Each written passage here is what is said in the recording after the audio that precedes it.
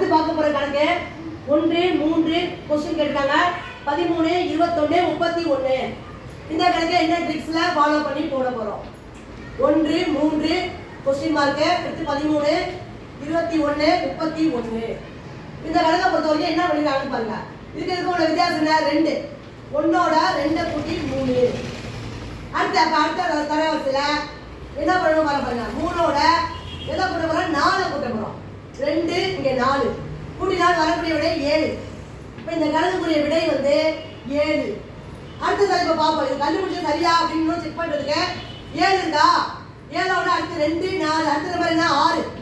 7 6 கூட்டா 13 இருக்காங்க அதே மாதிரி 13ஓட 8 கூட்டுறோம் 6 அடுத்த 8 பண்ண நம்பர் 8 13 8 கூட்டினா 21 வரும் அது இங்க இருக்கு